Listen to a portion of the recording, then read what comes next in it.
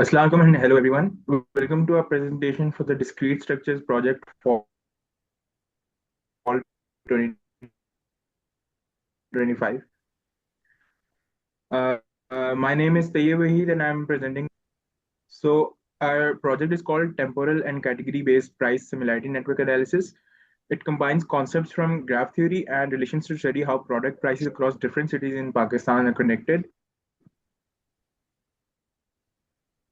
We worked with official CPI data 17 cities across Pakistan over 3 years from 2023 to 2025. Each record includes the year, month, city, product, and its price. This gives us a structured way to compare prices across time and location. To make the analysis meaningful, we selected one representative product from each major category. These included wheat flour, beef, cooking oil, potatoes, washing soap, energy savers, and long cloth. Together, these seven products capture both food and non-food essentials. Um, After that, we applied graph theory and relations. Cities are treated as nodes, and edges represent price similarity between them. Using concepts like partial orders, we studied how these networks evolve over time. We also applied centrality measure to identify which cities are most influential in terms of price similarity. In this presentation, we'll walk you through how we prepared the dataset, constructed the networks, and verified temporal relations, and finally identified the most influential cities. So over to Ahmed. Okay, so Assalamu alaikum. My name is Ahmed Abed, and I will be primarily discussing how this project was executed. So, starting with the data set, initially the CPI data set that we received contained prices of almost all like across 51 products. However, as our project is limited to seven products, we had to filter that data set, which is why we're using a filtered version of the data set, which will be shared within the project submission. So we mainly executed this project on using Python with various different libraries to help display the data and calculate the data. And we implemented it through a Jupyter notebook for ease of use and to easily be able to view the data. So first we loaded and processed the data set using Pandas library. So we basically loaded the Excel file and then we began to map the different various products to the categories we assigned to them. So the wheat flour bag would get assigned to the staples and grains. Beef with bone would get assigned to meat and poultry, and like a Sufi washing soap cake would get assigned to non-food essentials. And this would help us in our code to easily be able to access that data. Another thing we also needed to make sure was to like see if the data was normalized.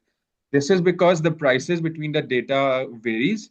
And if we look at something like wheat flour, its price is significantly higher in the data set compared to the other products. So we had to normalize it so that the wheat would basically not dominate over the other data. Moving on, once we normalized the data set, we computed the cosine similarities to build temporal networks, and we chose a threshold of 70%.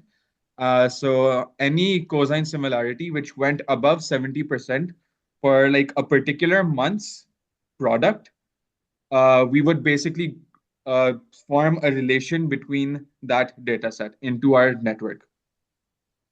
And then we would also check if all of these networks that we establish were their partial orders. So we constructed various different functions to evaluate whether they were reflexive, antisymmetric, and transitive to see if they verify the partial order properties. And we also have various different visualizations in our code, such as Hasse diagrams. Over here, we can see, for example, in the food and staples category, there the arrows from 2023, 2024, and 2025 are all linked, which points towards a more stable market for the food and staples, as they have been similar, as they have crossed the 70% threshold category for our similarity. Next, we computed the various different similarities as outlined within the project document, And we basically applied all the different centrality techniques such as equal weighting, correlation based, and even category importance, where certain categories, depending on their significance, would receive more weightages. As you can see here, food and staples is on a 0.25 compared to something like clothing and miscellaneous products.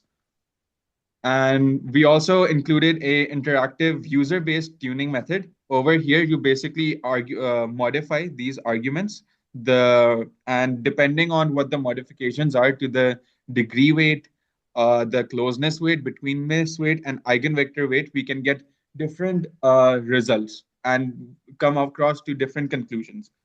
Furthermore, our notebook also contains visualizations for all of these data, which for all of the modeling we have done, such as bar charts and a heat map with network node, which shows this particular node is for food and staples in the year of 2023. And we also included a heat map. So over to Murtaza to discuss the project's conclusions.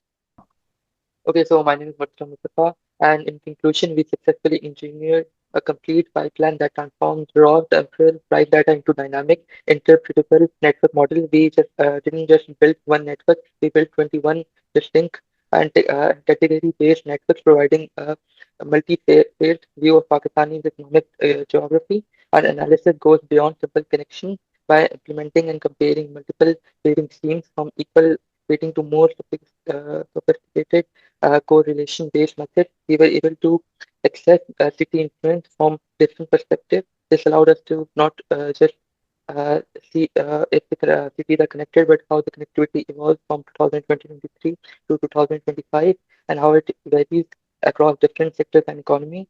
Uh, the key takeaway is that our data-driven network-based approach confirms the presence of strong regional price clusters and clearly demonstrates that a category economic importance likely shapes the city's influence power within national network. This code we built provides a powerful and flexible framework for this kind of temporal economic analysis.